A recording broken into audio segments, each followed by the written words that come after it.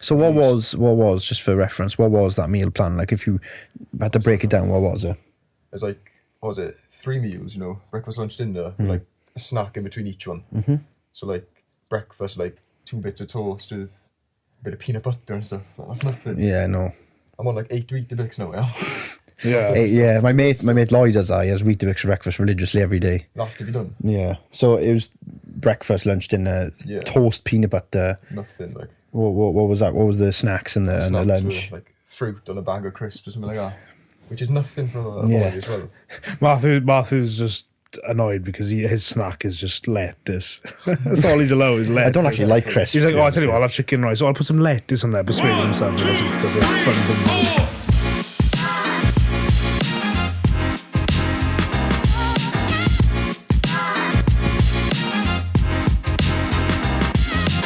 The best shop in Wakey. It's a stupid fucking. I love seeing the write-offs go there. The woman who turned up and spent $1,000 on a crate of Prime. Have you seen the one? Have you seen the one with the woman who's like in a full trackie and she's from Liverpool and it's like if Live Laugh Love was a person, or if Crushed Velvet Sofas were a person, or it's like if it's just me and the kids from now on was a person. Oh my goodness. Is that? Do you need to format that one? I've already sorted that one. It was just that one. Right. You're just procrastinating, or you're waiting for a reason to stop to not get started. I know. I'm. You don't talk that closely into it, though. Just there we are. That's the big breath. Let me just. No, that's not. He doesn't need to do that. He's never done that. Nervous. I'm always nervous all the time. See for that. Hi everyone. Matthew won't start the podcast because he's nervous. So I'm going to start the podcast, and then he's going to jump in afterwards. And then I'm going to introduce the podcast. So hi everyone, and welcome back to the Clwb podcast. I'm just trying to warm Matthew up a little bit because he's nervous and he doesn't want to do it. So do you want to introduce our guest, Matt? Yes, hi everyone, and welcome back to the Clwb podcast. Today we are joined by our youngest guest so far, and a very special guest nonetheless, and that is Mr. Ethan Williams. Ethan, say hello. Hello everyone, you all okay? Yeah, thanks. Yeah, good much. So thanks for watching. See you in the next episode. But anyway, Ethan is a 16-year-old powerlifter who has got, well, the essence of his story is quite common with people, but his special case is very unique and it's very inspiring. So for those of you who don't know Ethan, he's very very popular on TikTok before he got banned for being under 13 years old. 13.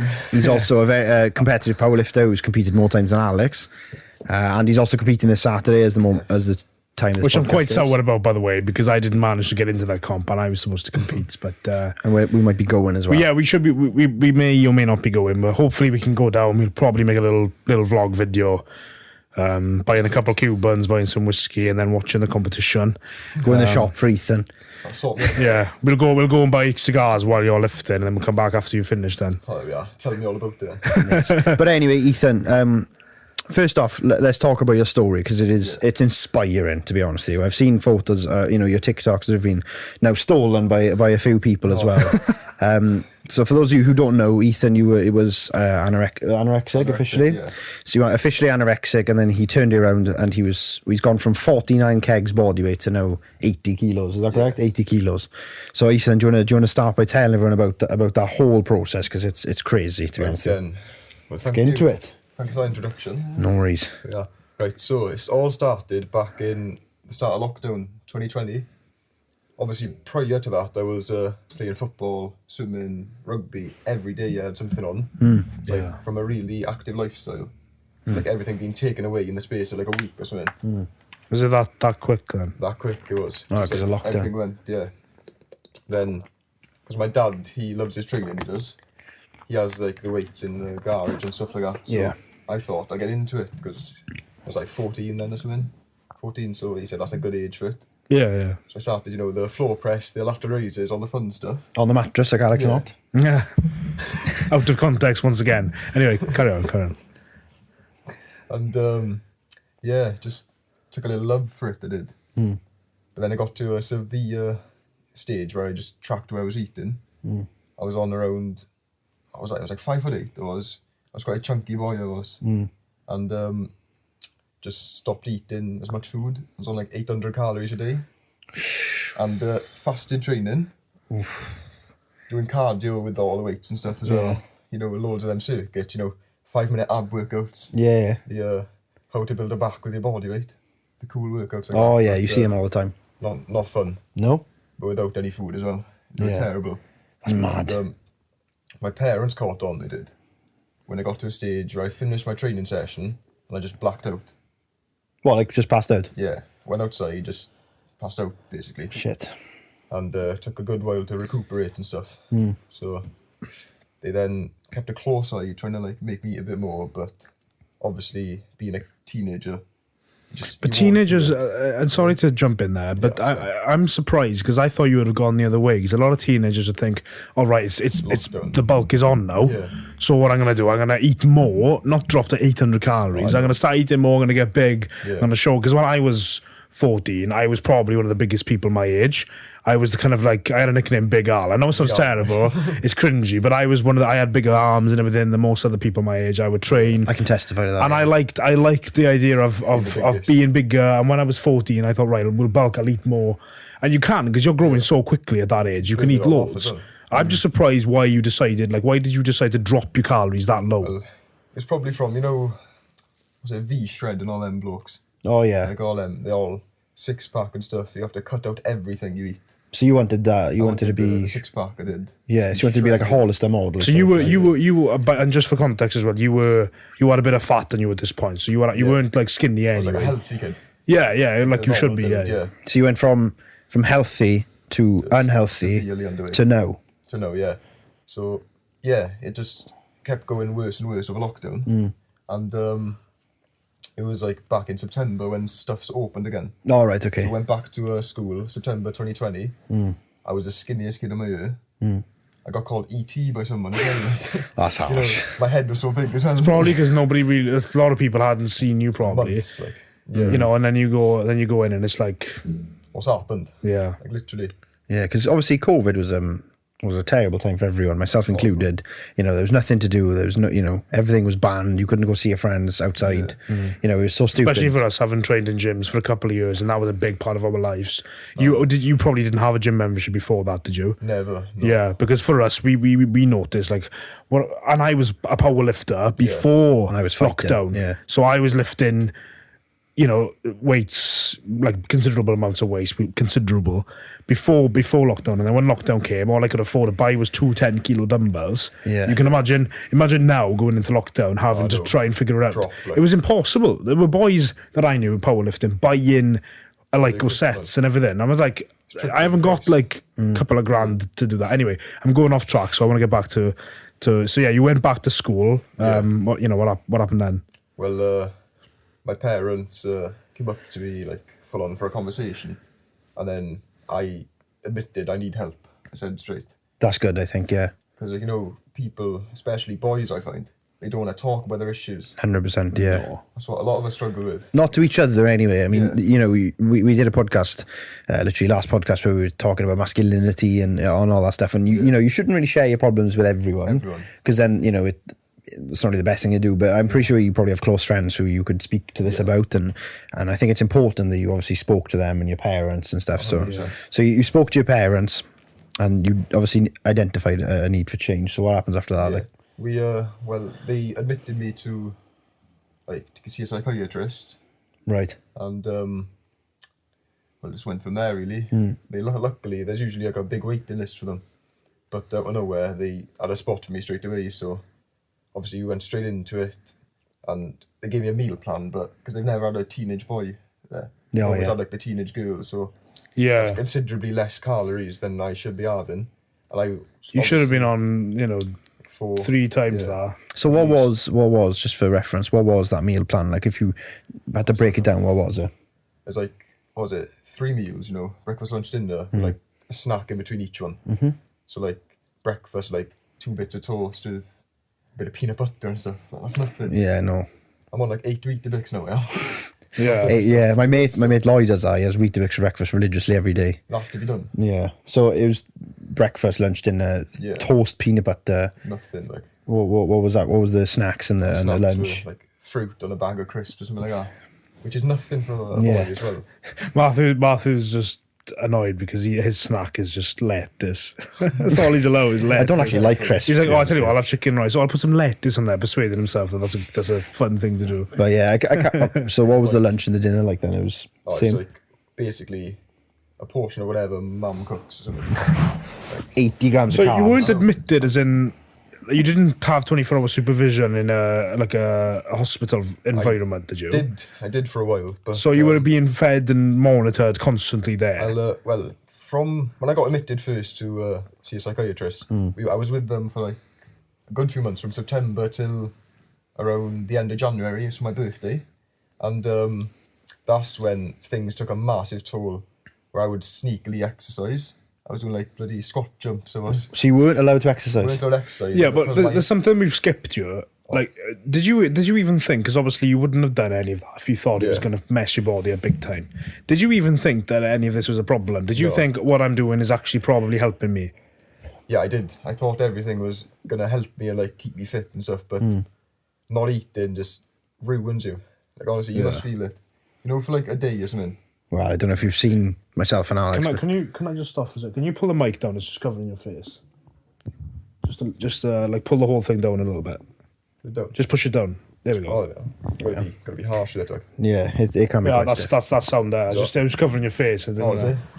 Yeah, so obviously not eating is horrible. Yeah. And there's a lot of people out there with like eating disorders and stuff, and I'm not really too clued up on eating disorders. I'm not really sure what they mean. Eating a lot, that is a disorder. Yeah, overeating disorders. But so you under 24-hour supervision as like to stop you from exercising and burning calories, and were they like constantly monitoring you for food and stuff? Because I struggled with my blood pressure and my heart rate. As a consequence of not eating. I'm not eating and over-exercising. Yeah. And what was it? My heart rate, I think it was, went down to 29 something. BPM? BPM, Really? When I was sleeping. And like this was before I got admitted to the psychiatric ward. I was just in a normal, Grangwilly. I was there and overnight there I was. And I had my dad next to me. And it was like horrible because like I thought, I didn't know, I wasn't going to die, was I? Yeah. That must have been horrible. So yeah, well, did you at this point? Did you just realize, right, I've messed up big time? What I've done has been bad. Still didn't care though, Yeah. So you didn't. What do you mean you didn't care? Like, what were your thoughts at this point when you were actually in hospital? You must have been thinking something's bad's happening here. But I was so against it. I thought, nah, who cares? Like, 'cause there was this voice in my head telling me, you can always drop a bit extra weight. You can always skip the meal. You can always crumb food, take bites and like leave it on the plate and stuff. Do stuff like that just because you think, it'll benefit you. But that's where I should have gone against it. So, but why did you think it would benefit you? Yeah, what caused Did this you not then? have abs at this point? I'd go as far as saying it was like 5% body fat. So you were you were just skinny. Yeah, twig. So what did you think you could? What else did you think you could lose? Why did you want to lose more weight? Didn't you not want to look muscular? I just wanted to be shredded. I just wanted to be lean. Yeah. I wanted to be like the lean guy. So you took obviously that went a bit too far then. Yeah, so what was that point then? So obviously you've gained nearly double your body weight now. Yeah. You've gone from 49 kilos to 80 kilos competitively powerlifting. So what was that point in time where you were like, you know what, I want to gain weight and I need to get better. I don't want to be shredded. I remember the exact day it was. I could bet money that there was a time point that you could just. It was brilliant. This was now. Yeah, go on. To kick back and relax first. I think so. It was in the psychiatric ward. It was. I had my little yogurt pot before bed. Yeah. And I remember writing the day I went there. They gave me a sheet of paper to write down my goals. Like, I want to walk my dog again. Yeah. I want to see my parents. But the one goal I had and I wanted to achieve was to be a powerlifter. I literally. You actually wanted to do that? Mum's life. That was on my wall. But that's not something you wanted to do before. Not before. So where did that come from? Larry Wheels, not let me see all them. Oh, you just thought, right, I just want to be a beast now. I want to be a monster because I was watching them because I could have my phone for like a 1 hour a day. I was just watching Larry Wheels and Joe Fazer because they were getting strong. They were stuff. Like Joe Fazer was very skinny as well. Yeah. So that obviously inspired you. So that was the point, was it? That was the point, and I'll give all credit to Joe Fazer. I would. Yeah. He's the guy that made me flick the switch and fight. So did you feel like you needed some sort of someone to look up to, someone that you can relate to? Because you just felt at the beginning, obviously when you're 14, you don't really know who's saying what and what the best thing is, so you weren't knowledgeable enough at that point to know what you were doing was killing you. But then what you needed was some sort of like guiding light, some reassurance, somebody to say, look, this isn't the way to do it. Try it this way, it's more healthy. And then you just sort of, the next day you woke up and you just... thought it. So if you probably feel like this, you know, if you look up to someone and respect them, you do what they say. Yeah, It's like Matthew and Clwb and his coach. Yeah, you've got to have that, even though you've probably never met, I don't know if you've met Joe Phaser, but because you've never met him, you feel like you have to hold yourself accountable to him. So if he can do it, you can do it. And I think there's a lot of people who can look at your story and be inspired by it, because there's a very famous video of you. You showed me earlier before we started the podcast of you. I don't know where that video was. Was that in the ward? I was in the psychiatric ward, yeah. So I don't know if anyone's seen this, but you look, you know, you could see your ribs, you could see like everything, all the details of your skeleton, and it's quite scary to be honest. Face as well. Your face. Yeah, I remember seeing that video, because when I met you in the gym, I didn't know. Yeah. Because obviously we met. I didn't know about that, and I just thought he's a particularly strong 16-year-old. Yeah. And then that was made even more impressive by the fact that I noticed a year ago what you looked like. It didn't look like you. If you'd shown me that photo of you, and I would have been like, "Who's this? Who are you showing me?" Like, it honestly didn't look like you. Yeah. Like you have more colour now. Like you're just a different person. So pale I was. Yeah. So is it just like a complete linear process then? You woke up and you realised, right, I'm going to be a powerlifter. And then literally every day you didn't doubt that whatsoever. You said, I'm going to get better. I'm going to do it. Strong. I remember I woke up, because I planned this strategically, because it was meant to be just a night before I went home for the day. So I went home for one day, because I got on leave. They have like home leave and stuff. And when I went home, I ate everything in the house. Yeah, your parents are probably like chucking food here. Honestly. Better be glad to see that, Haribo's and stuff. My mum was like crying, she was. She hasn't seen me enjoying myself in ages. And like sit down and relax. Yeah. Because I would always be on the edge of the seat, leaning up, you know. Yeah. Tensing my core and everything, just trying to burn every calorie I can. So looking back at that now, what are your thoughts on your past self then? Like that whole like I need to be shredded, because there's a lot of cases of body dysmorphia. You know, you see it on TikTok. You know, people having body dysmorphia, and I think body dysmorphia is quite a scary thing. Oh, it is. Because like you said, it can lead to potentially lethal results. I mean, wanting to be leaner, wanting to look a certain way for aesthetics. So what are your thoughts now on how you, looking back, how you felt about that? Well, I just got deluded by like everyone online. You know, there's always them perfect bodies, like men's health magazines. So you feel like you're a victim of do you know, like the whole, like when women are depicted as like, you know, like model magazine women, when they're like super skinny, like that whole like model diet. Well, it's probably that. I think it's probably a case of you knew the goal, but you were just misled in the process. You didn't know what you were doing. I was the same, because when I started, I was younger than you, and I didn't have anywhere near the same impact. I didn't go extreme with anything really, but I felt like I understood. I was watching videos and I was like, right, I need to do this. But I was being misled and I wasn't doing the right things because I didn't have the right information. And it is a problem for young people. You know, you'll think now, actually, a lot of the things that I thought was right, all of it was really wrong. Do you know what I mean? And food, like people think you just got to cut all your food out. You shouldn't be in a massive deficit when you're under 17, 18. You should be, unless you're like particularly overweight, you should be bulking.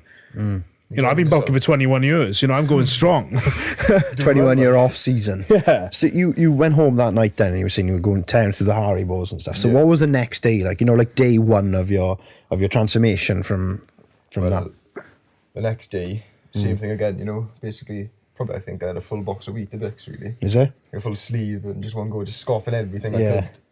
Bear in mind, a 49-kilo bloke eating that much food. Insane. Like 10,000 a day, I'd say. So what did you think then? Did you think, that is mental, by the way, because I failed 10,000 calories. It's probably because your body was like, I need calories gone. So you could have like a massive meal and then gone. Literally. Yeah. So, you know, what were you thinking then? Were you thinking, like, you know, what was I thinking back then? You know, what on earth was I thinking? Or did you just think, maybe I should have eaten a bit more? Like, what were your thoughts when you got better and you felt a bit more yourself and you weren't as extreme with it?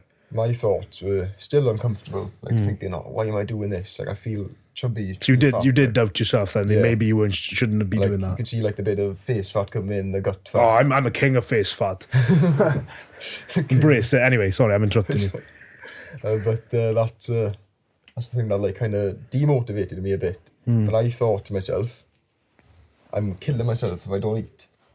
So you're stuck. Yeah, I'm stuck in between a rock and a hard place. And I thought I'll just power through it and see what happens. Because once I put my mind to something, I do it. Yeah.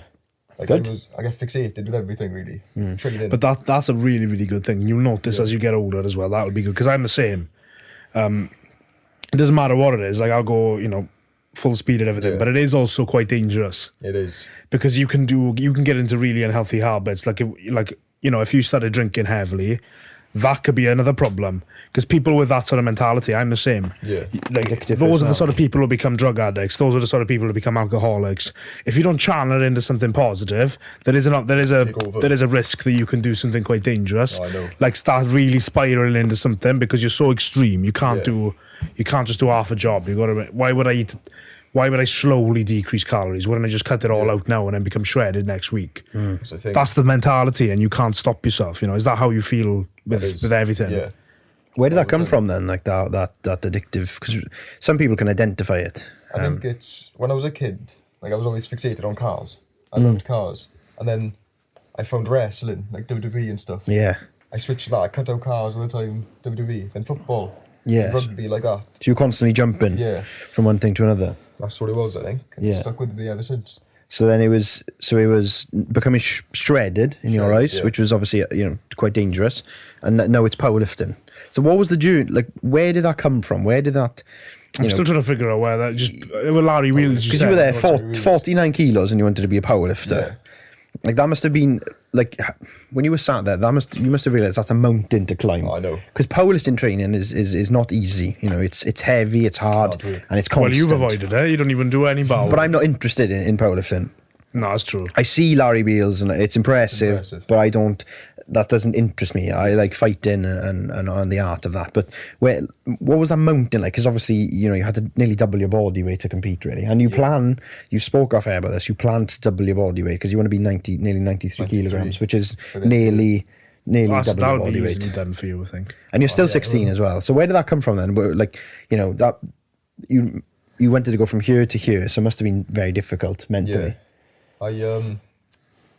I don't know. It's like just wanted to be strong and just feel more comfortable in my body. That's where I think it came from. But it's crazy because all of a sudden, you went from I want to be shredded, I want to be lean, to I want to be a monster, I want to be big, I want to be strong. It's just funny. I just think it's like, it is. It's inspiring as well because I feel like you've got such a good future ahead of you being 16. I feel like there's so many ways you can go down, especially because you competed as well. You've done the difficult thing, which is the first comp. Which you'll be getting. I'm still waiting 5 for. years elder and you've outdone him. But anyway, it's not about that. So yeah, thanks for that. Just to expose me on live on air. But the powerlifter. What does that look like for you then? Is there going to be something next? Powerlifting is obviously strong your man. passion. I want to give that a go. Do you? What about body? No. I do. Really? I want to do a show in 2024. You? That's what I've planned. Wasn't expecting that. Yeah. That's. I mean, that's interesting. But you'd have to be careful because that can get you back into bad eating habits. Are you ever worried about that? Try not to think of it. No, because it's interesting because it's like not as if you'd get like PTSD from it, but like there must be some elements of you that like tendencies. I've still got anxiety from it. Really? Like anxiety's stayed with me since. Yeah. What sort of anxiety? Like social anxiety when I go out and stuff. Because people remember what you used to look like. And like if I look small in a t-shirt, I'll chuck my hoodie straight back on. I think we've all been guilty of that. I keep a hoodie on so people can't see how fat I am underneath. Yeah. We live in different lives, brother. I wouldn't have thought of that though, because when you came in, it felt as if I've known you for a while, even though we've been DMing and whatnot. But I don't see that anyway. I don't see anxiety at all. I find I'm really good at talking to people once I get going. Hence the podcast. Yeah. But it's just whenever I go out, I feel like people are still judging me. Just like, and the anxiety builds up, but I just tend to like. But you show what you used to look like quite openly, and on TikTok, I wouldn't say famous, but you're definitely well recognised. Yeah. So how does that anxiety play in there? Does it help with the anxiety? Maybe just being open about those transformation you've made. It does, but the first one I made, like the first video I did a transformation, I was so scared. Like really? Yeah, I was like telling my dad, I don't know if I should post it. He was saying, I'm so proud of you, just try it. He said, if it worst comes to worst, just delete it, he said to me. Yeah. So I posted it. I know other people are using your clips I know, they literally are. Like. Yeah, just for context, there's a TikTok, or there may be more, but there's a TikTok of this guy who was in good shape, 49 trying to show a transformation video and use the old clips from you. That must be inspiring, actually. Yeah. It's got to give you some motivation to think. Other people think, wow, you know, the transformation you could make. Yeah. Yeah, you said, do you think that I just want to try and get to the bottom of the anxiety. Do you think that came from school by any chance? From school? Because someone, obviously people, you know what school banter's like? Yeah. You know, I don't know about you. I mean, there was an anorexic girl in my year in school, and I know that going to school was her worst nightmare because of the way people looked at her. So And teachers as well, the way they looked at her. yeah. Do you think that's where it came from then? Because, like, obviously the school banter, and it's not very nice. I don't think it was. No. Like, I would just be like, in school, I was always having a laugh with everyone, just trying not to think of everything. We'd all, So people didn't bring it up and No one brought it poke fun or anything. like, obviously the odd occasion someone said, like, you lost weight and stuff. I said, yeah, no, innit, but got abs, don't I? Yeah, but you were still in that I don't know, care my mindset. So yeah, looking back at it, it's just not on, like, being that skinny. Yeah, because, like, there's a lot of people now who will resonate with your story. And, you know, one of my friends, Lloyd, he was like 8 stone soaking wet when we were in school, and he's got a transformation photo, and now he's like 77 kilo. Yeah, it's class. And he's got a hell of a physique, you know. Yeah, but a lot of that's from doing MMA stuff. Yeah, innit? but you know, there's obviously going to be a lot of people who are going to listen to this who you might know, who might go through that. So, what would you say to them? Because obviously you're in such a unique position. Yeah.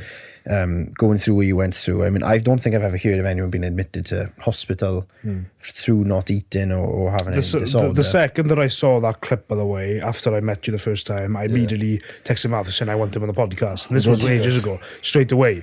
We've just been lazy and we haven't sort of kept in touch. But the first time I was like, I want him on a podcast because it's such a cool story, such a cool transformation. A lot of people can relate to it in some way or another, whether it's through being skinny and bulking up, you know, that's common when you're young, you see it all the time, or whether they've had an eating disorder, or whether they've had body dysmorphia. Obviously you probably had like all three, didn't you? All the time. So what would your advice be then? Because you have hindsight now, you're in a healthy position. Bear in mind your hormones are probably regular as well, because when you were that lean, your hormones wouldn't have been in check. You've been all over the place. I'd be honest with you, I've never been in that position. I'm talking to the wrong person then. I've always been a little bit chubby, and now a lot chubby. But so, what would you say then? Like, what would your advice be then to people in that position? My advice would be just talk, keep talking to people. Because the more you talk, the better you'll feel. But the best thing you can do is just go against the voice in your head. Because you'll have some demon saying stuff to you. Do this. Saying what exactly? What did you hear? Don't eat. Don't just stand up all the time. Don't sit down. Constantly burn calories and don't eat. Calories. Eat the bare minimum and stuff. But just go against it. Say no. I want like the egg custard, innit? So you knew you wanted food, but you felt like that was a bad decision. You were persuaded that was a really, really bad thing to do. But deep down, you did want the food. Oh, I was craving everything. So you're probably hungry. You were hungry a lot then. I was starving, but you just get used to it. It's like on a cut, you get to a certain point, don't you? I don't know. Yeah, we're the wrong people. I have been hungry for fights before, to be fair, but I wasn't exactly in the best shape. So they were telling you to not eat, starve yourself. Yeah. You know, what was a typical day of eating then, like when you were at your worst? Would there be no food at all? Well, I'll wake up, obviously drink my water and stuff. Yeah. So you were drinking water, you were just not consuming anything. Yeah, but there's no calories in water, so what, you know. I wasn't drinking much water, but I would drink a little cup. But then I'd say before I got admitted, when I was literally like 800 calories, it was like 800. Like 2 Weetabix with the water. Serious. That's grim. Weetabix water, yeah. My mum makes that like. Well, Weetabix and water. Yeah. Oh, that's like not cornflakes. Not something I would choose to have, really. I don't think. No, I don't. That was just because there were calories in milk, right? I had so 2 Weetabix water, like just plain toast as well. Just toast. Nothing else on them. You know, like the really thin slices as well. Yeah, extra thin. So like what? Like 80 calories, yeah. 80, like. Yeah, that's mad. Then I'd have a bit of fruit during there. Lunch should be just like a bowl of pasta and some tuna. That's all right. Like a decent one. Yeah. A decent serving as well. Yeah. And then I'd finish off with just salad and tuna. You know, no mayonnaise or anything. Just straight leaf. I know Alex not against that. Mayonnaise. It's too good. Yeah, That's insane. I'm hungry just thinking about that now. And I don't comprehend how obviously I don't really know what was going on inside your head, but I don't comprehend how that would be a good idea. Because you're not only are you not feeding yourself, but you're also depriving your body of But that's the vitamins interesting and thing. minerals. You thought what you were doing was going to get you the results. Yeah. And then only when you came out the other side and decided that what you're doing is killing you, did you actually decide and realise, oh, hang on, everything I've done has been really dangerous. Yeah. It's actually so interesting how you can get into a bubble and persuade yourself that you're doing the right thing.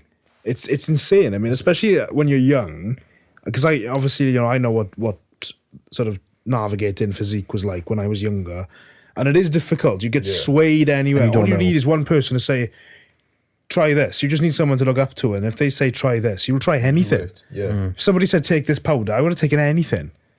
It's crazy. Like, I just think it's quite dangerous, and I think it is. So what? There's brutal is. Yeah, because those you mentioned there were demons in your head. So like, what did you do to fight against them? Like that must have been hard, because like the feeling of when you're on I don't know if you've been on a cut or anything like that for your comps. Yeah. If you went to the McDonald's and then your head is trying to justify why you should have it. You've underate today. Oh, this would be good for you. Matthew in Tesco yesterday. I wondered if I should just bum off my free meal and just double it and have a whole cheesecake. And honestly, it's like I didn't do it though. Yeah, but you were trying to persuade yourself that what you were doing was okay, and then I was telling you cheesecake like. Oh, it's lush, man. Yeah, and a whole cheesecake yeah. Clean off. So if you're watching, this never happened. Yeah, this conversation it's just completely hypothetical. Yeah. But how did you find fighting those demons then? Because obviously they were telling you to not do something. Yeah. And not eat. So like, because doing something is hard anyway. Yeah. If you were trying to persuade yourself to get up and get out of bed, for the average person it might be difficult, but to not eat, which is a basic human function, like we as humans we are designed to eat. Back in the caveman days, this is common now. You have caveman thinking where you will just want to eat as much as you can, like that, because your body doesn't know when it's next meal you don't know when you're going to find food, so it's just constant. Yeah. So that you go against like human instinct that because obviously.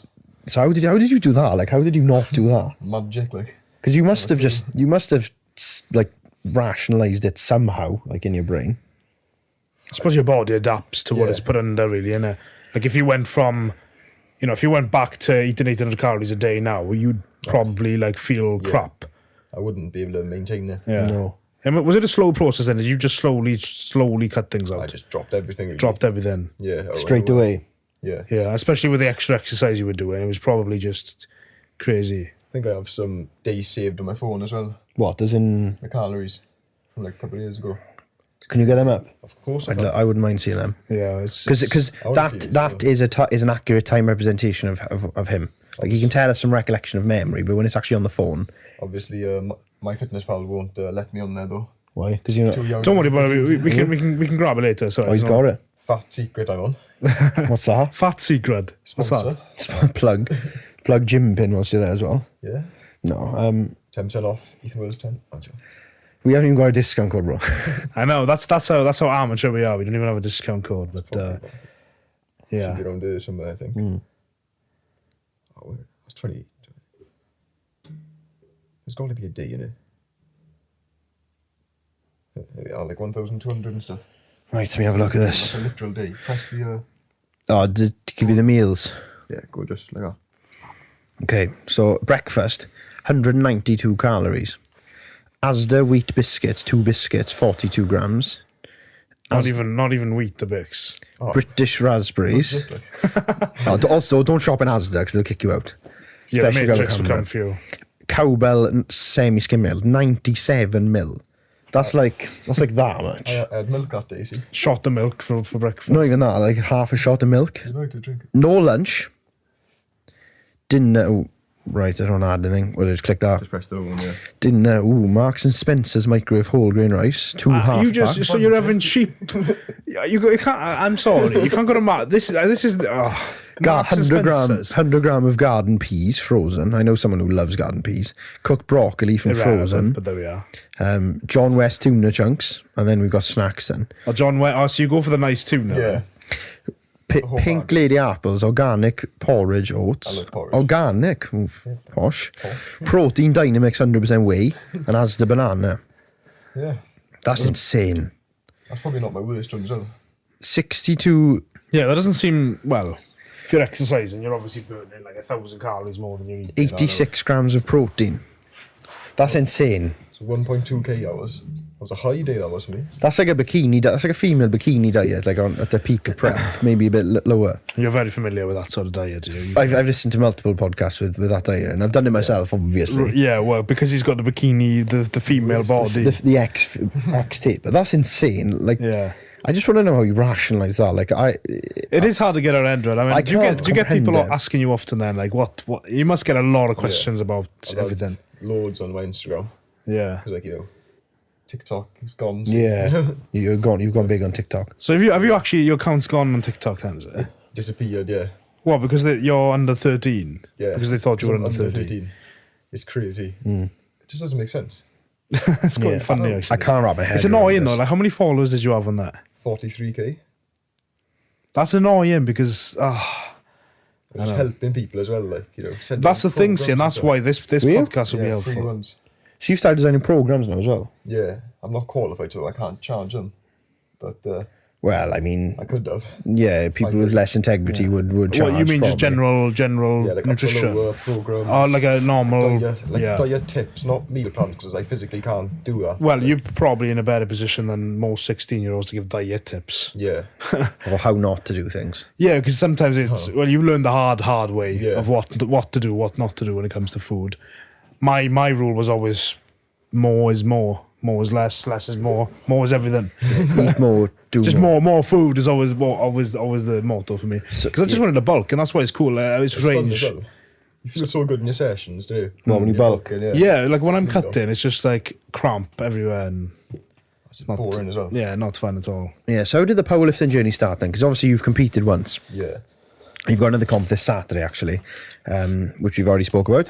How did that start then? What was that like physically and mentally? Because you must have faced a lot of hardship physically, because you probably put your body under a lot of stress. Yeah. You know, from going to doing like hardly, well, not being able to exercise properly to then doing a proper program, and you're also coached by Dylan Morgan. Yeah. Not just 3 lifts. Another plug there for you. Yeah, So- I'm in Instagram. Yes, Good yeah, Instagram. yeah. So what was that like then for you? Your first ever powerlifting comp? You know, that must have been a lot, like Yeah. emotionally anyway, because you know you think of the circumstances behind it. And what was the time scale like with that then? Because it seemed like quite soon. So I say I came out of hospital in April 2021. Right. Then I just had to take a few months to get healthy. Then I just went back to rugby. Then I thought I'll go to the gym. So I went to the gym in around, when was it, like October 2021? Went on like 4,000 calorie bulk. Nice. And I just gained like 10 kilos in like 3 months.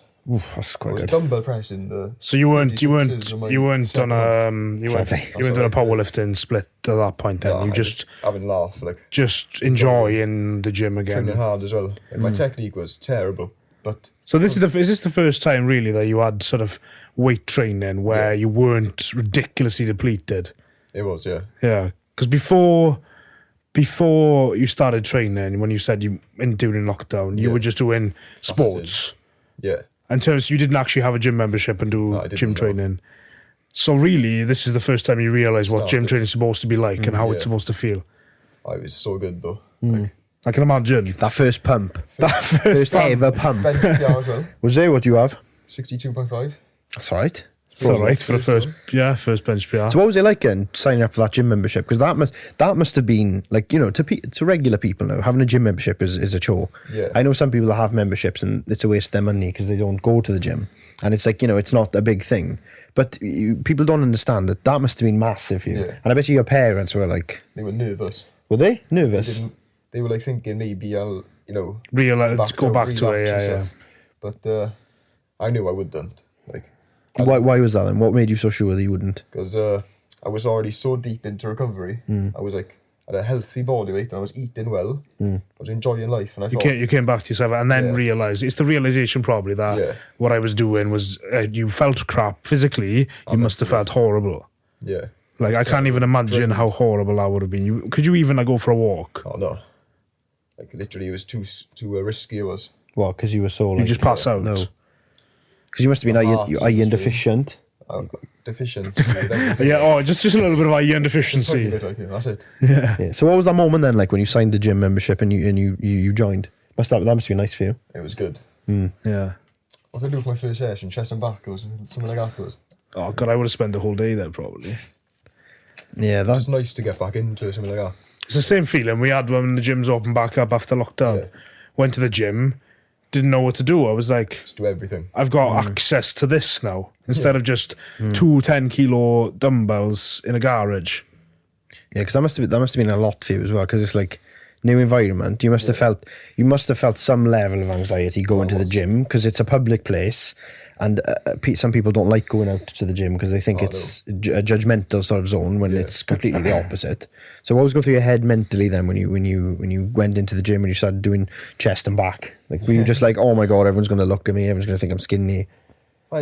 I just went in, had my AirPods in, and just went for it. I didn't really think too much of it because my dad gave me because he qualified PT. My dad. Not again. So you just said your father was a qualified PT. Yeah. So what was his thoughts then on you actually joining the gym? Because I'm assuming your mother was very naive to the gym culture. I'm assuming she's not. Like, is she into fitness or not though?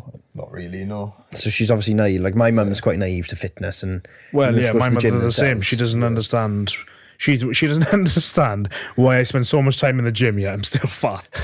She's like, I don't get it. You spend so much time in the gym. You should have abs and stuff by now. Yeah, because that also signifies as well. Yeah, no, just I'm a power lifter. You could just get a random fat guy, chuck an SBD belt over his shoulder, power lifter. Put him down for 25-minute breaks. Yeah. Anyway. So what was that like then? Your father was obviously a PT, gave you a plan and stuff like that, and joining the gym. What was the first sort of months like in the gym for you then? I was sick. The progression was insane.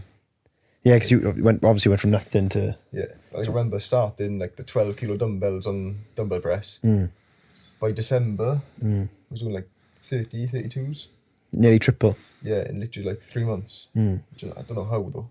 That's really good actually. When you see people doing dumbbell press, when they get a 20 kilo, it does take them a while to get from 20 to 30. That 30 is like a big milestone. It is actually, yeah. 60 bench on dumbbells really. Yeah, I didn't really think of it like that. Just went through like... Oh, so that must have been nice, obviously, because that must have been such a change, actually, as well. Do your parents like still worry about you now, or are they quite used to it? I think they hide it a bit now. Like I think they're fine with me now because they know I'm too deep into it. Oh yeah, you couldn't. And they probably don't want to piss you off asking you every 5 minutes if you're all right, because that would wind me up. Like, look, please leave me alone. I'm enjoying my life now. Promise you, I'm okay. So I remember I was losing a tiny bit of weight at the start of this year, 2022, and they were a bit worried. I was doing it tactically because I got quite chubby, I did see. Yeah, I obviously. just felt horrible. But you can't blame them for thinking, oh gosh, I hope this You isn't... never know where it'll go. Like, Yeah, because you don't know, maybe you'll be like, actually, I'm kind of enjoying this cut journey, and then all of a sudden, back to it, But you're obviously quite strong as well. Because for your age, you are strong. Look, you're stronger than 95% of most adults. Yeah, like it is crazy. There's a lot of boys that I see in the gym, been training for years. No progression. It's only it took me 3 years of training for strength to get to where you are now. Anyway, like it's actually mental how you've put so much strength on. It's crazy. It's almost like you have a gift for it. But you didn't even know. You do. Some I don't know. could. Yeah, I wouldn't say you're genetically built for powerlifting. I mean, you haven't got bad genetics. You seem to have decent genetics, but I wouldn't say like you got a superhuman gift for powerlifting. But you're obviously quite strong, and your strength has obviously increased over time. Yeah. And you said you wanted to move up to 92 kilos as well. Yeah. Do you think then that you're going to go the other way? No. Because you're too tall to go down now. If you ever cut down from 80 kilos, then I'll come for you myself. I know. What I meant by that question was, do you think you'll ever get fat? Like, because you were so like down that end of the spectrum of being underweight. Because then most people, their last fear is being really skinny, or so I'm told. Their last fear is being really skinny, so they overcompensate for that. And then it becomes, because they always have that like, I'm skinny sort of thought in their mind. Yeah. I don't know what you think now, but do you think you'd ever go down that? I've got that road. Really skinny. Yeah, but you're really lean though, aren't you? Yeah, you shred. Yeah, I suppose it's because I'm shredded. So yeah. Like you just have to, got that jumper on for warmth because you obviously Oh yeah, it's cold, colder. You know? exactly. cold. But so do you think you'll ever go that far then, or do you think you're always going to be in a sweet spot? Well, touch wood. There's plenty of wood you're to touch. That was the creepiest. That was creepy as fuck. Oh my god. So wooden studio. That's gonna be right. Whoever's editing this, that's going at the beginning. That's the intro clip. Well, there's plenty of wood. Plenty of wood you're to touch. Anyway, To an under 18-year-old. Oh my god, it's gonna FBI open up. It's gonna be again. That's how we on. But anyway, you don't think you'd ever go that far again? I doubt it. I think because you're so tall as well, I reckon you'd have to eat so like 6,000 calories to get fat. I honestly do believe that, especially, because you're at that age now where you're still actually growing physically. Yeah. I don't know how much taller you get because you're already quite tall. I mean, is your dad tall? He's like 5'11". So you're already taller. Like, how tall are you now? You're taller than me. I'd say 6 foot. Yeah, because I'm 5'11", Nice. but I got these on, so I'm probably just about 6 in these. Yeah. But Of course you'd say that, you know. Yeah, these short are, king. No, I reckon I'm 6 foot. These make me about 6'3", 6'4". No, 6'4". 6'4". If it was relative to ball, I just look shorter because I'm so wide. I look shorter. and dense. Yeah, that's all it is. Yeah, because I don't know. I think I'm worried about being fat because I was like a really fat kid. You don't seem to be worried about being fat. Well- Otherwise, you'd be worried every day. No, but I'm worried about, I put a TikTok up the other day and it's people ask you like, oh, why are you so consistent? Why do you love the gym so much? And it's like, people don't understand. I don't want to be that guy again. Like, do you know what I mean? You probably feel the same way about that. Obviously, we've had different situations with you being skinny and me being obese. Yeah, I was like but good calves though. I was a ball. Calves. As Alex said, I was like a ball of spam when I was 13. Yeah. I was. He was huge. People say like, oh, why do you love the gym so much? Like, I train twice a day sometimes for fighting, and they're like, why do you exercise so much? You should only exercise 3 times a week, and it's like, yeah, that, and people don't understand that I don't want to be that guy again. So is there like parts of you that's like makes you so motivated to train because you're like, if I don't train, I feel terrible. I'm taking one step back to being that guy again. Literally. That's why I think every day. Like, I have to go to the gym. Like, rest So it days. scares you then, the thought of not going. Like, I feel like, I'll probably get a bit chubbier, I think, without the... I got So you still have that sort of anxiety about being overweight. You still want to be. Still want to be like relatively healthy though, that's the thing. Lean and healthy, but I'm not afraid of gaining fat though. No. Well, if you're I just think of the squat. yeah, if you're focused on powerlifting, you're not going to, I don't think, cut that much. And let's focus on the powerlifting for a minute. So what I'm thinking about in your journey, there's a gap for me as to when you went from this initial program that you started on, your father gave you, from that to starting powerlifting, and then how you went from that to the lifts that you're lifting now. I started powerlifting only in July. Last year. Yeah. 2022. Yeah, and it was like... Same as us. So what were your lifts like then? I'm just trying to get an idea of the progression. Squat was... To depth. With comp... Oh, there we are. We'll go with... With depth, come on now. Like, none of that half reps. He's competed, Allo, so he's Well, if you've competed, but I guarantee one you... step ahead of you, huh? Oh, right, there we are. It's fighting talk. Lower, was it? fighting talk. What are you going to do? Absolutely nothing. Then, Got Anyway, off for me, like... I'm Matthew's with there. With them. I shouldn't do that, actually. after that says I'm comment. myself. Anyway, so what was your squat then? Your depth squat? My squat was 110.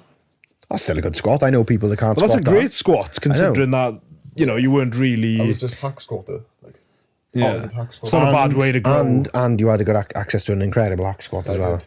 I know people who can't squat 110 for like 3 reps and they're 21 years old and they've trained for like 6 years. It's mental. So that... I'm holding back the name. Anyway, I'm not going to... 110 squat. Go on, Taz with the rest. Our comp standard bench is like 85. That's still good. Decent. And, but like, it wasn't good form though. Doesn't Like, matter. Bench is bench, as long as you get it up. Game's a game. And then deadlift was literally... My deadlift was like 135. Right, big question here, and if you give the incorrect answer, it's out. Sumo or conventional? Sumo. Yes. Right, thanks for watching. Matt Diamond almost battered me when we were last time. Oh, you can't meet him now, actually. You're not allowed to meet him. I was having beef with him on Instagram because he's all about conventional, and he literally said, there's a clip on our page as well of him saying you can't have conventional and sumo in the same comp because it's cheating. Just a little bit less range of motion, that's it. Potatoes. 2 inches is a lot though, you know. Is what? Right, wood, 2 inches is a lot. It's getting a bit out there in terms of PG. Yeah, you're still growing, brother. I wouldn't stress too much about that. Well, Alex has been stressed for years. Yeah, well, I've still got a bit left for me to go. Yeah, plateaued at 2.5 inches. I'm like, oh shit. So you went from 110, 85, and 135. What are your totals now? Comp depth. Bear in mind. Well, in training, it's fine. Right, training depth. Yeah, as long as it's not above 90. I mean, I'll just do my last comp total then, and then. Yeah, all right, yeah. Alice, what's yours? All right, my comp total 0. Go on, sorry.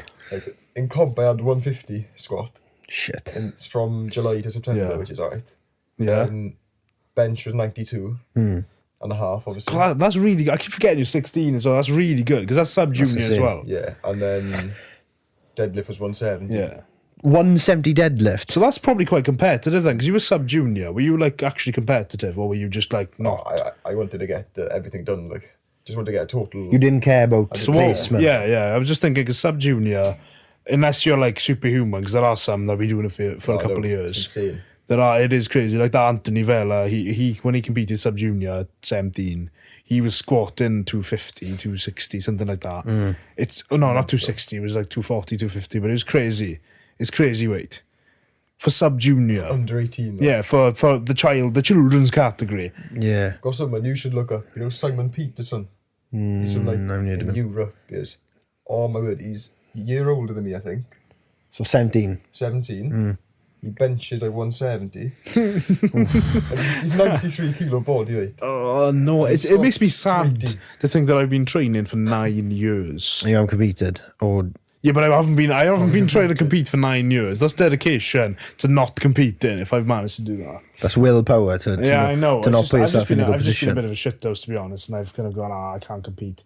But to be fair, I was supposed to compete. You were. On Saturday. I literally went and I tried to sign up. I was getting in touch with Ethan Payne. Yeah. And I was like, bro, what's going on? I want to get in. I want to get involved. And it kept saying sold out. He's winding Like me 6 minutes it went out.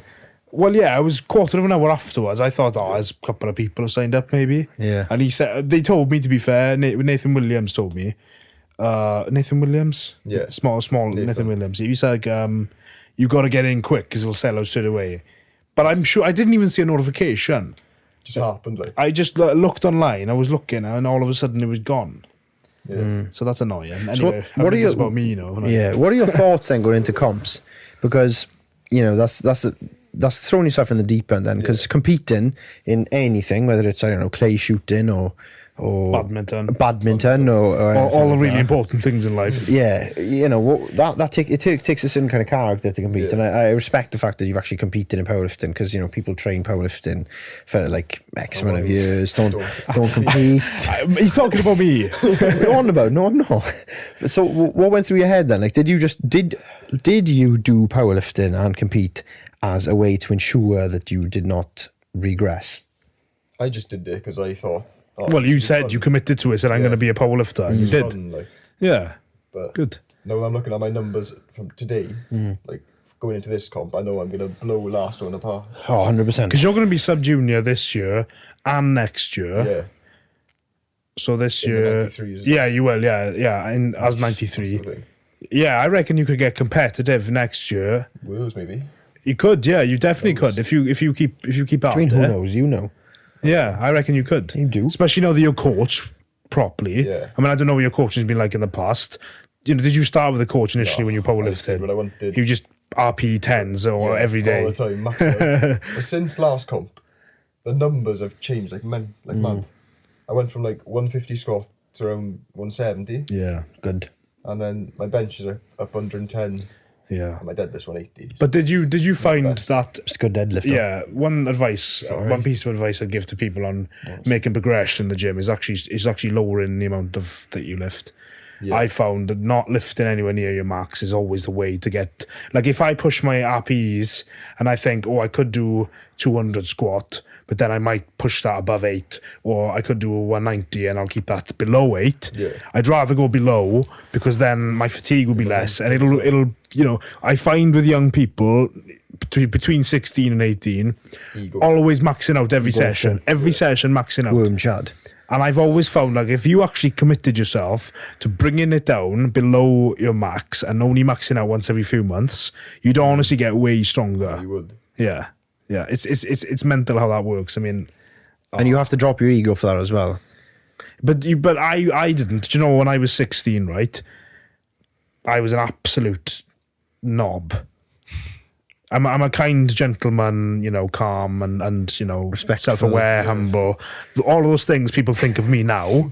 You know, I don't show off or anything like that. None of that. No arrogance, no ego. No arrogance. But when I was 16, I would walk around the gym and I just think it was amazing. Love it. Like. And it was so hard for me to be self-aware because I thought I was doing everything right. And I ended up injuring myself, my shoulder, because I just trained like an idiot. Yeah. Yeah, because you seem quite self-aware, Ethan, and you seem quite mature. I think you've grown up a lot in the last. Well, I say as if I've known you all my we followed life. your journey for years. Yeah, No, but what I mean is you. When I talk to you, I don't see a 16-year-old. That's why I keep forgetting. Yeah, that he's 16. it's true. When I speak to you, I have like this. You give this aura of someone who's older. You know, 18 18 or 19, maybe like or something. maybe 17 tomorrow. Or Even though something, you know, look like 12 because you can't start TikTok I know. account, but 12 and a half, I thought. 12 and a half, yeah, something like that. Yeah. I want to ask you a question about coaching because I think that must be a bit of a trouble in spot for you because when you were getting coached, you were giving up your diet to someone like you. I'm assuming you get nutrition plans, do you, or do you do all your nutrition? I just eat what I want now. Right. So when you were putting your training in the hands of someone else, what was that like? Because that must have been a bit. I was quite nervous when I started with Clwb. I don't know why, you know, but it's just the fear of something new. But for someone like you who went through obviously all you went through, that must have been quite a massive moment. It is. Maybe a moment of progression as well. You know, so what was that like then, getting coached by your first coach, and then what's it like being coached then by Mr. Dylan Morgan now? Oh, it's great. It is. Like with Dylan, he always does it for the athlete's needs as well. How do you mean? He's very hands-on with you, isn't he? So you know, there's many like coaches who have the exact same program for everyone, like all their athletes. Just copy and paste. Yeah, it's just cookie cutter stuff. They just create a template and they'll send it. It's like Literally. beginner, intermediate, advanced. all the time. But Dylan, if I don't like an exercise, he literally swap that out for something I enjoy. Like for example, he gives me pin squats. Oh, I've seen them. It's when you put the bar like a certain level and you take it off the bar as well. I thought I'd hate them. Yeah. He said, just try them. I reckon I'd love enjoy that, see, because you could just put like 400 kilos on there. Rest, like. Because you're not not going to depth. It's not to depth, is it? It's low, is it? Way below parallel. Is it?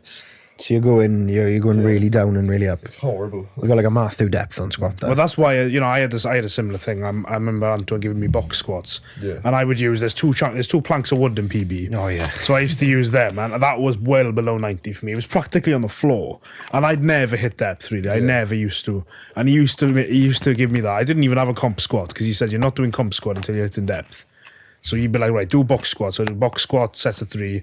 Yeah. And I had to do that for ages. And I thought like my lower back would round. It would be so difficult. And I would do that for weeks. And now it's one of my strengths. Hitting depth is easy for me now. Class. Yeah. Is that why you gave it to you? Because you couldn't hit depth? I knew you were going to say that. My depth's always been a bit off, you know. Yeah. Yeah, it's helping big time. But you've got long legs as well. Yeah, I don't have a short femur at all. It's quite long. Yeah, but that's probably I know a guy who's built like you actually, and I know a guy. That's probably why you put sumo, because you seem like you look like, and you got long-ish arms as well. Kind of. Yeah. Yeah, but yeah. That coaching moment must have been big for you as well, because you were on prep then, weren't you? And you're putting a lot of faith into people, and there are people out there who will look at you and just see money. You know, they see, you know, I don't know how much coaches charge, but they will look at you and they will just see the financial I thought you gain. meant like look at you and say, oh, he's rich. No, but they look I at you was and they, confused for a second then. no, besides the off-white shoes, Like. but they will look at you and they'll just go, oh, you know what, I'll just take his money, I won't put any thought or consideration to his plan. And you must have told them about your past experiences. If they must have asked, or they must have known. So I wonder what that was like for them as well. And I haven't fully been open with it. Not to any of anyone really in the gym. Is that because you didn't want them to see you as that person? Kind of. You didn't want them to treat you differently, Yeah. maybe. I respect that, because you're not But giving. they're obviously going to know now because of how open. How public it is. Yeah. Yeah. Although, to be honest, it's weird because I would have expected you to bring it up. Because I know that firsthand. Because when I was speaking to you in the gym, I didn't even know your name. Yeah. You only came up to me and spoke to me because I had an A7 bar grip. Like. What gym was this in, by the way? This was in DW. You were doing Smith machine, something Squats. on the Smith. Yeah. And I was just squatting. Yeah, and then I was shocked. I was beyond shocked. I thought I got a wrong account. I thought it was a mistake, and I was like, "Wait, who's this? Who's this person that he's used?" Yeah, I was just confused, and I was like, "Hang on, it does look a little bit like him." I was like, "How was that happen in 1 year?"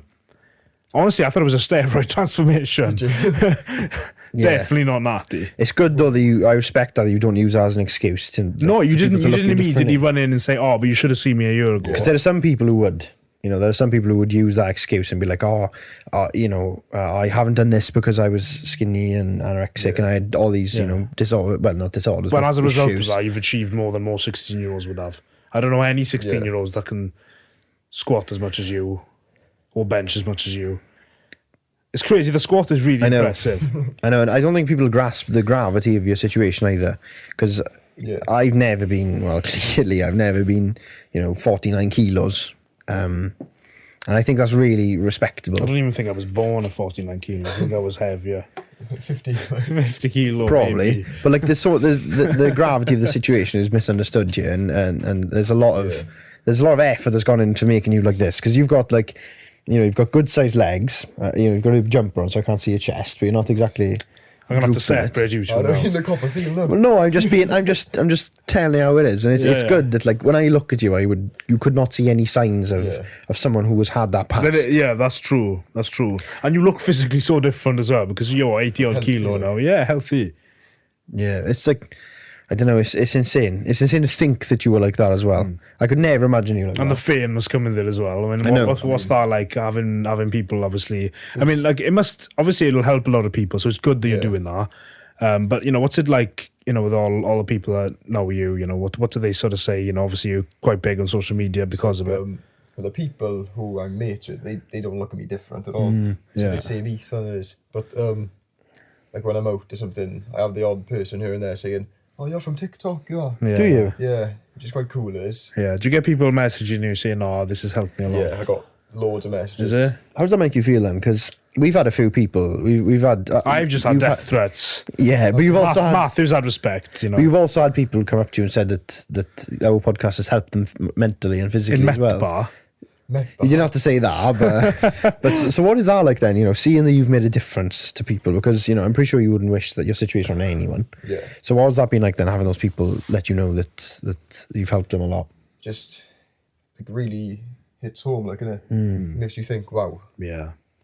People really care, Because it's amazing how many people you can touch with social media now. Yeah. How many people's lives you can impact. That's why this podcast will be good as well, because this will help a lot of people. It gives you a chance to because obviously on a TikTok, you're not really sitting there for 20 minutes explaining anything. Yeah. It's not long form. Have you done anything like this before, where you've actually sat down and publicly spoken about your situation? Not really, no. Yeah. Only done a review for Counter Sports about pre. Yeah, well, I'm not. That's kind of a little bit different.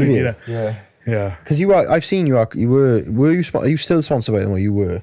I've never been sponsored, but they sent me some pre-workout and stuff for me to review.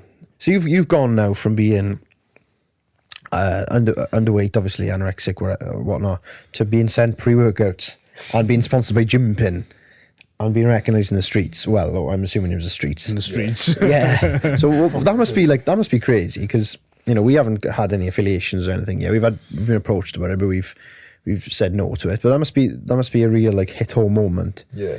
And was there a moment where you thought oh my God, I've actually done it? Obviously, competing for the first time, but you feel like I'm in a really good spot now, and I'm not that person anymore. I've never really thought like that. I just thought I was the exact same person all the way through it, but just different mindset. So you feel like you feel like you're the same person from start to finish. That's interesting. So. I thought you would have had like a moment where you look in the mirror with a nice filthy tricep pump, and you just gone like that. Who doesn't do that though? Me, probably. Yeah, because he doesn't like training arms. That's all I do. It's the only thing I've got is triceps. You don't? I hate them. What? Just do a lap pull down. See, what, for your arms? Yeah, biceps, and then pressing movements. My sort of guy. I hate training arms. I can't stand it. I'm sorry, boys. It's just not acceptable. Like, But I love training legs. fair enough. Yeah, if you're training arms and not training legs, like gimp. But if you're training legs and not training arms, that's better. But still, I mean, arm day. Like, why? I don't get it. Why do you not enjoy an arm day? Boring. It is boring. It's not boring. I find it boring. What like? Oh, boys, it's I'm sorry. I'm two muscles disappointed. Like that I'm long disappointed. on your arm. I find it incredibly boring in training arms and tedious. You don't really need to if you're doing proper exercises. Press. I mean, if you're just doing if you're doing proper exercise like bench press, that'll build your triceps. Rows and stuff. You know, rows, heavy stuff usually because it does engage your biceps. I definitely recommend you train arms a little bit. It'll condition your arms. Yeah, a I bit. do have an arm day, but But you don't have to do an arm day. You can just chuck a set of curls. Well, I haven't done an arm day ever really. That's good. yeah, I just chuck curls in the end of a session. But I'm also following a program designed for me as well. So Yeah. it's gone arm day. Well, so I think you should just suck it up and do your arm day. Oh, I do my arm day, no questions asked. But I just don't find it as entertaining as doing legs. You know, Yeah. The feeling the thought of going to the gym to train arms doesn't get me out of like. Oh, do you know, I I'm love not it. like, oh, let's go. I don't get it Exactly. because the majority of people are the opposite. Like, if you said you can either go to the gym and train legs today or train arms, I'm like, oh, arms all day. Really, I don't Yeah. find legs. get excited for a cross-body extension or something like that. I don't know. I just love it. I love it. I honestly love it. Arms are the greatest, but it is because genetically my arms are quite good anyway. And again, genetically, that's what you've got is legs. So really, what you're telling me is because your legs are better and your legs are good, you want to keep building them. But when you've got a weakness, you know you're not going to have a filthy pump at the end of it. You're just going to have mediocre arms. But I don't so you don't get excited about it because you know there's going to be no. I just don't feel the pump as much. Do you have It's that? because you don't Yeah, train your that's arms. But I do though. I do train arms and I do train them to failure. But I just don't. I don't connect. If you haven't as got well mind with muscle it. connection, then they're not being trained enough, not being isolated.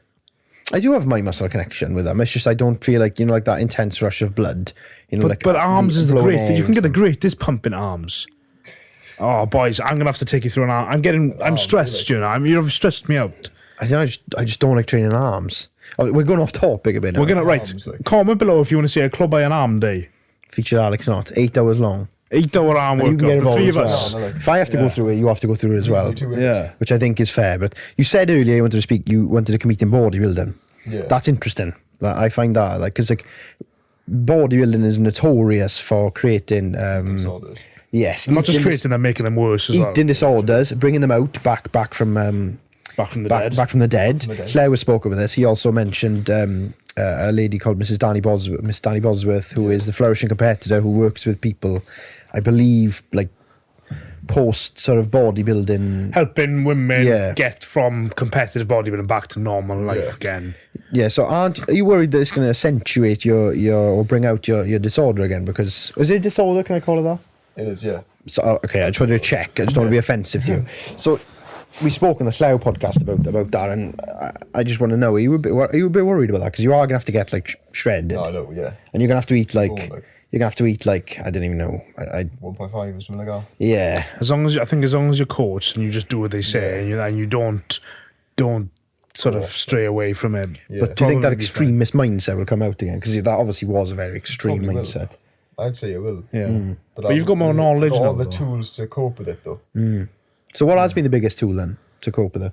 Talking. That's what kept me going. Communication. Yeah. So if I don't talk, I just dwell on it all the time then. Yeah, but this time people around you will see the warning signs and they'll be like, "This is happening again." It'll remind you, "Oh, They help hang you. on, I'm going back down where I shouldn't be going." Yeah. Whereas before, it was a path you hadn't taken before, so it was all new. Whereas now you know exactly what the warning signs are going to be. If you start standing up and tensing, you know that you're This is trying to bad, push this it is too like- much. Yeah. So what is the warning signs then? Was it standing up and tensing, Yeah, like you said? doing star jumps and stuff like that. What, just Really, just to burn calories and stuff like that. Imagine doing cardio voluntarily. Oh, like, trying to get Alex to the assault bike earlier? There's none of it. No thanks. But I'm intrigued by your decision to go on stage because I would never step on stage bodybuilding. That's just not me. No. You know, and it doesn't fascinate me enough to do it, and I think you've got to be fascinated enough to do it. And there are some insane people out there. what did Clwb say? He said he didn't feel a rush from it.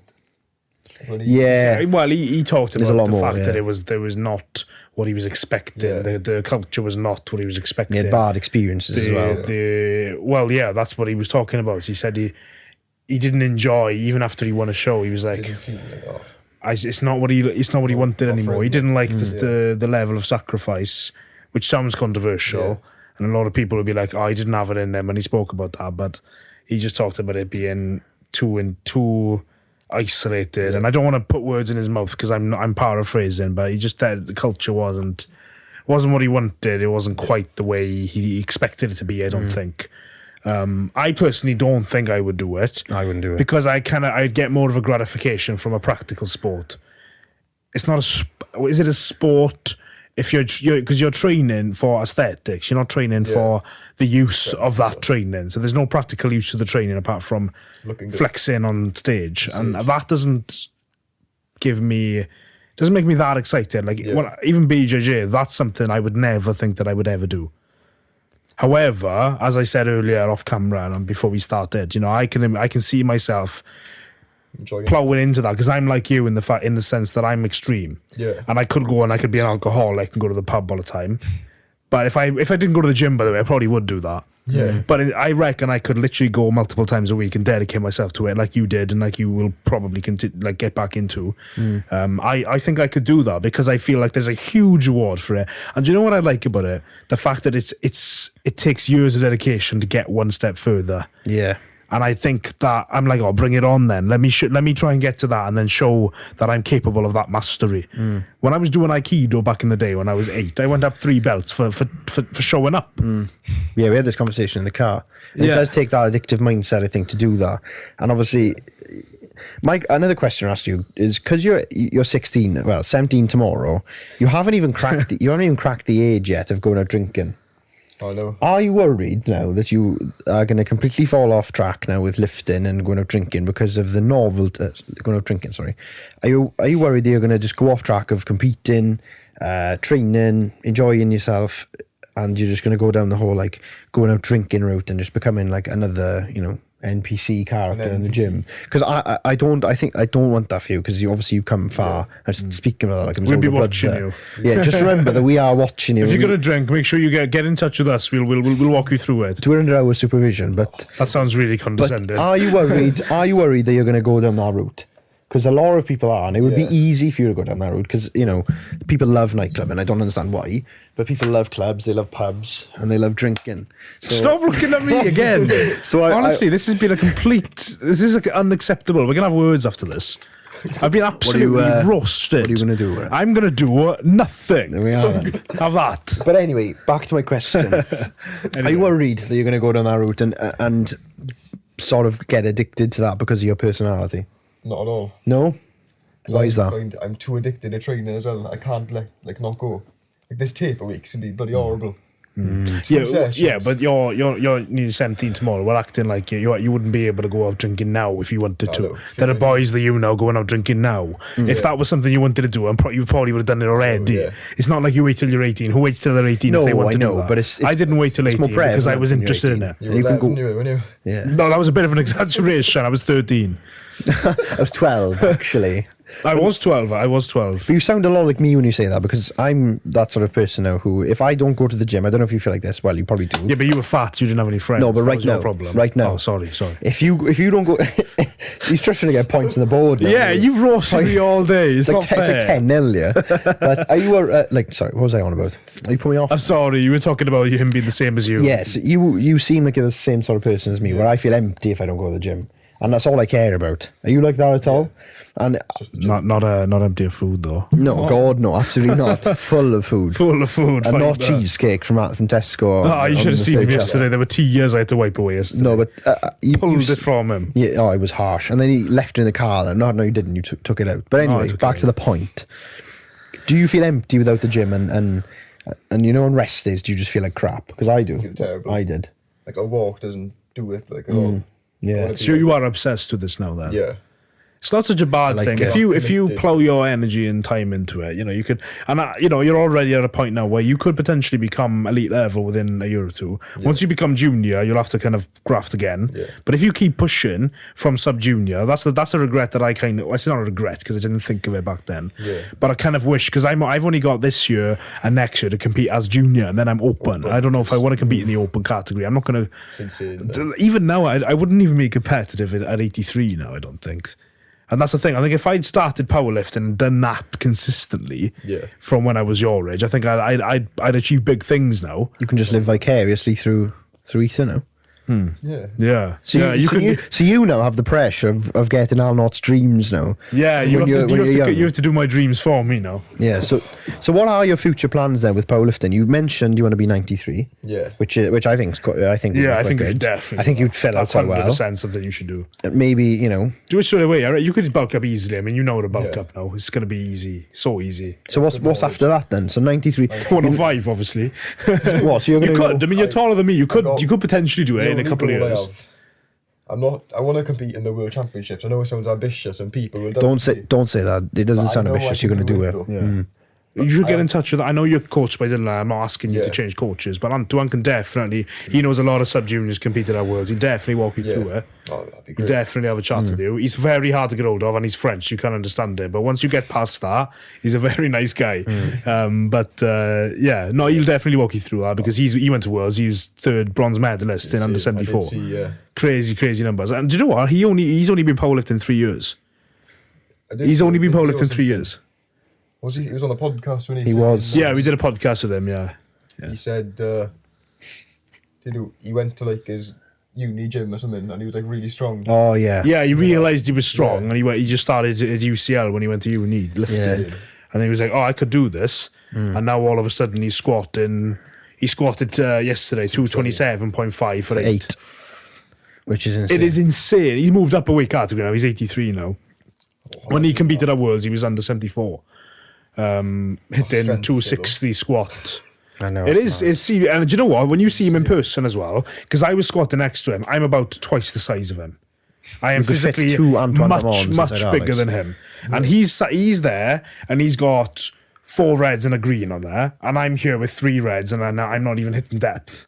And he's there just plowing it out and bang. And then he's standing up, checking his velocity, and he just then putting it back on. Yeah, it's a different game. And I think you could definitely do that. 100%. If you want to get in touch with him, I'll let him know, and I'll force him to kind of speak clearly and not speak French.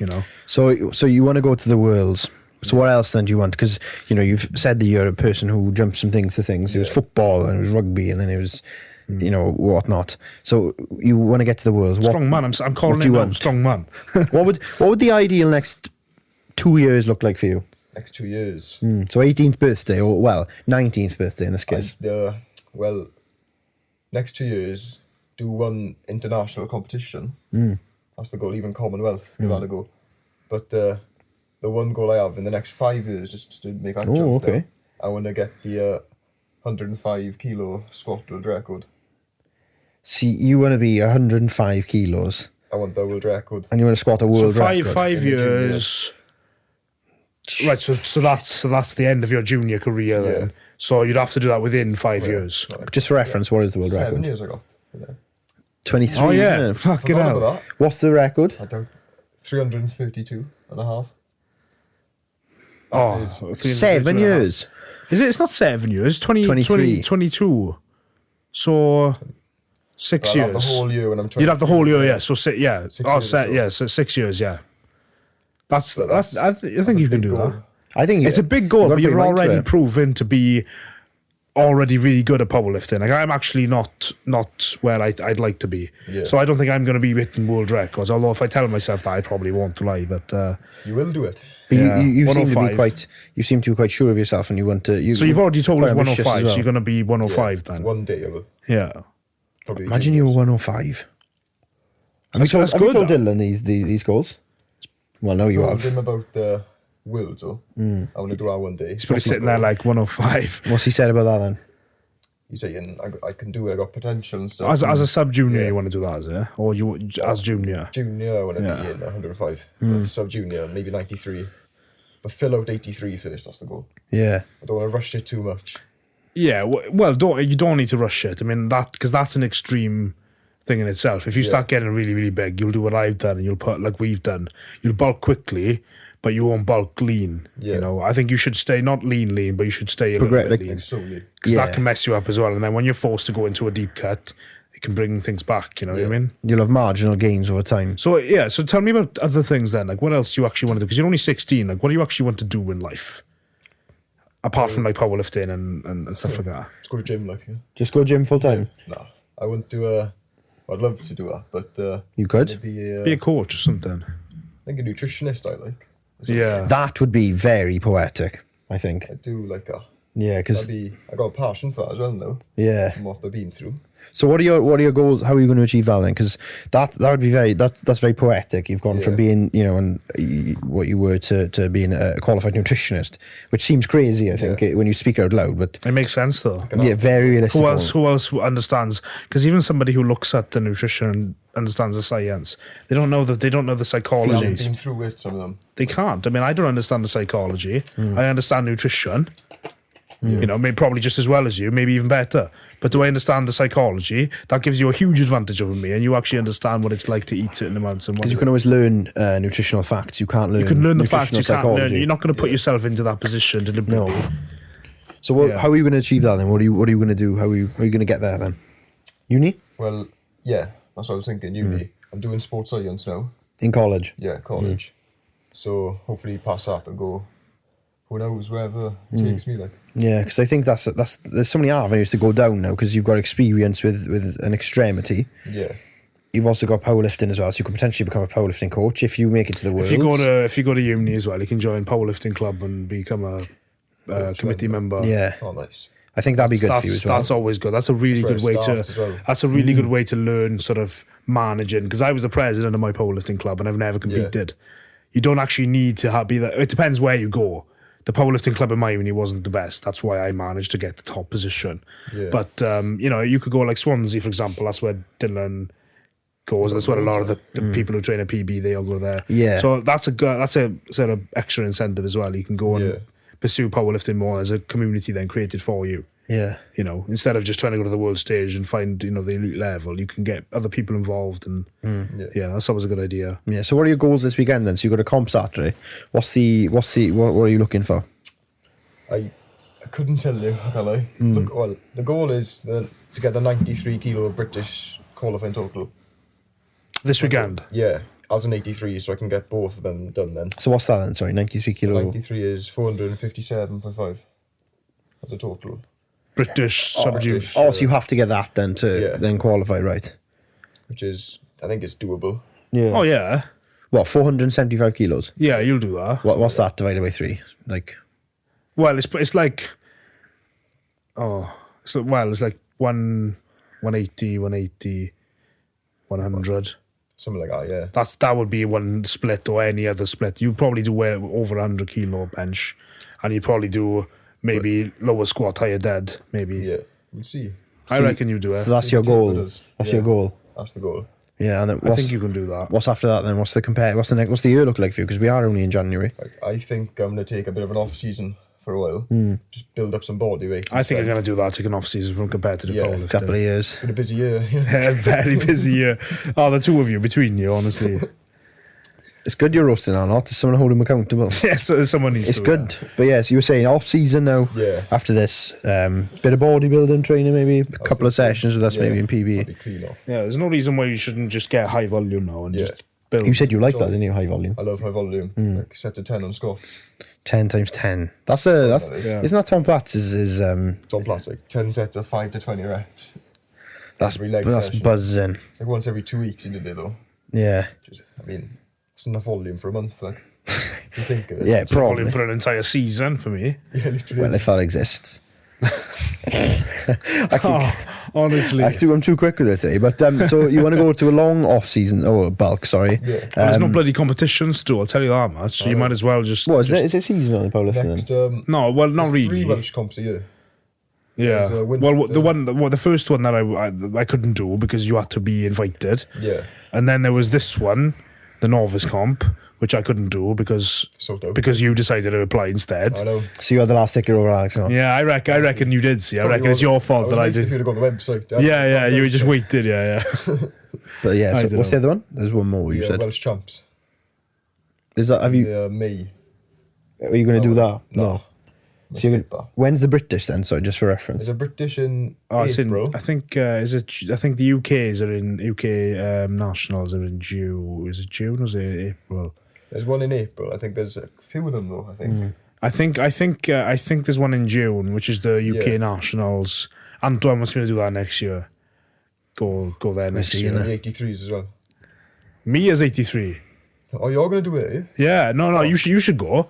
Definitely, you definitely will, though, see, because I think you're already capable of that as sub-junior.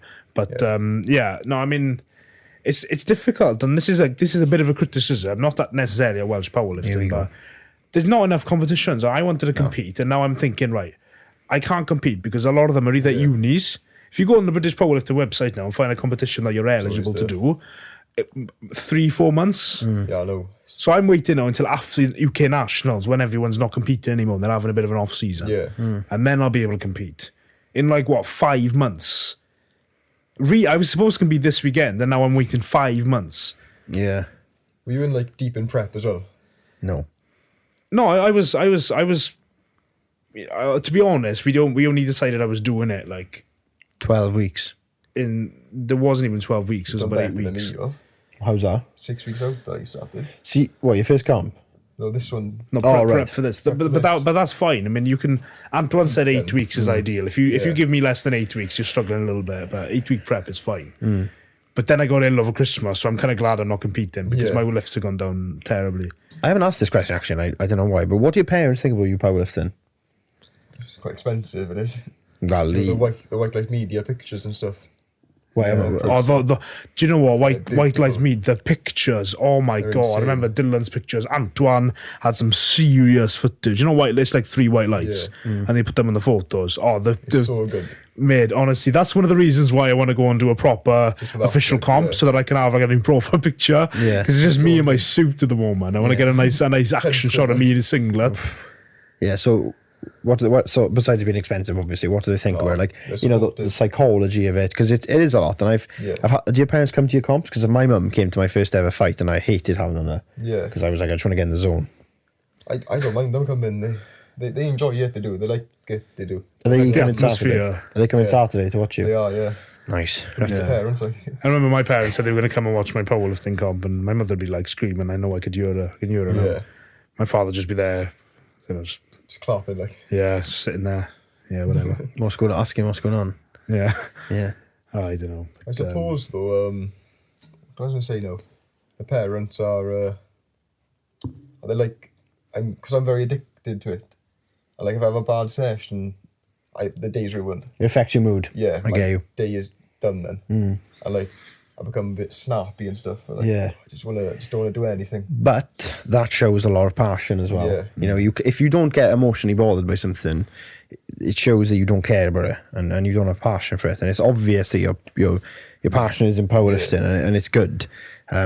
Whether you should go down bodybuilding is another question, not for the sake of you can't. But you shouldn't. I mean, there's no need to rush anything. No. Give it a few years. You might as well, it's probably a good idea to do a little bit of an off season now and, do a bit of a bodybuilding split. Switch it up a bit. Bit of high volume, grow. Yeah. And then, come back and do a specific powerlifting block then and build from there and then compete again. If your goal is to break the squat record at 105, you've got to put 20 kilos on first. Which for me is you could put 20 kilos on in 2 years. Yeah.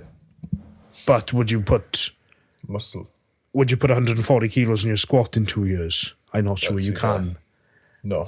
I'm not sure you can get a 300 kilos in 2 years. Especially without. You'll double it. Beginning. You'll double it quite quickly. Well, you won't double it, but you'll put 50, 60 kilos on in a short amount of time. But then I think when you get to 220, 230, it'll slow down a little bit. Well, it's diminishing returns then, isn't it? Yeah. Yeah, well, the more advanced you get, the more specific it gets, because you've got to be really proficient to start squatting 240 plus. Yeah.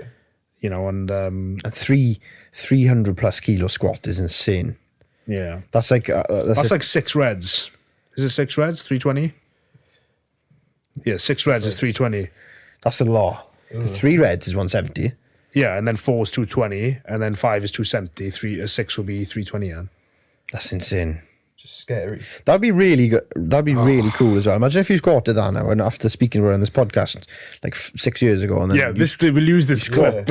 so when you squat that now, we'll have this clip in the background of you. But at the same time, if you don't do Yeah. it, we'll be able to post this as you didn't achieve your dreams, bro. 23, you know, You turn Yeah. 18, you turn 21, you start going out drinking and all, and then we send you this post, and then it's back motivated. yeah, villain arc begins. Hits the world record, thanks us, dedicates his life to us, and it says thank you. But I think you really. yeah, and then just thank us for the rest of your life. But I think this has been a really, really fun chat, and it's been a very. We've kind of bounced around, and I'm kind of glad we did, because I was gonna. We usually have a bit of a structure, Schedule, but we've just kind of bounce around and come back and forth between things, which has been good. Yeah, you've definitely been an interesting story to have on. I don't think we've had such a crazy transformation like that on the podcast. But yeah, do you know what? It has been a pleasure having you on. I'm glad we did. Hopefully this helps a lot of people. I really hope it does. I mean, if you've already had people messaging you saying that, then yeah, you can post this everywhere. We'll make sure this gets to as many people as possible. And it was a fun chat as well. I've actually really enjoyed it. I've not enjoyed being bullied the whole time though. Game's a game, innit? Game's a game. But I think that you've really surprised me how well you spoke for a 16-year-old as well. Because that's not a criticism at all. But some people would not be able to hold a conversation. I know I definitely wouldn't be able to hold a conversation unless you're talking about food. I mean, when I was 16. I was incredibly. So I must say thank you for that. So Thank you. Well done. Thanks for having me, guys. And it has been a pleasure, and I think a lot of people will take some inspo from this, you know, some motivation to change their life, to stop being lazy, and to stop, you know, if you were on the verge of dying, we don't know that for sure, but you're in a negative health spot and you kicked it and did something about it. People who just are just stuck on the sofa can just get up and do something. Yeah. Do you know what I mean? Yeah, if you're not Coach to 5K. if you're not anorexic and severely depleted, you're just a little bit Can't be lazy or your diet's a little bit poor, then I mean, come on, is there really any excuse after listening to that conversation? No. This is just a boost for those people who are looking for that extra little guidance. I mean, just get started, get moving, completely. And as you were saying, Ethan, listen to the voices in your head and really analyse, are they the voices that are pushing you for better or for worse? Don't try and rationalise demons in your head. That's probably the main message of this podcast. So thank you for watching. Thank you for having me. Thank you for coming on, even. Thank you, Ethan, for coming on. We'll definitely do more content. Hopefully we can do a little strongman session. That'll be fun. That'll be fun. That'll be a good laugh. Hopefully we'll be able to come down on Saturday. I can't promise because we need to double check everything. If we do, we'll try and film as much as possible for you. Try and get as much as we can. I'm sure there'll be filming there anyway, but we'll do a bit of a vlog there if we come. As it stands, Matt Diamond still thinks we're doing the session with him. But anyway, none of you guys need to know this. So yeah, that's been it for this episode. We will see you in the next one. Thank you.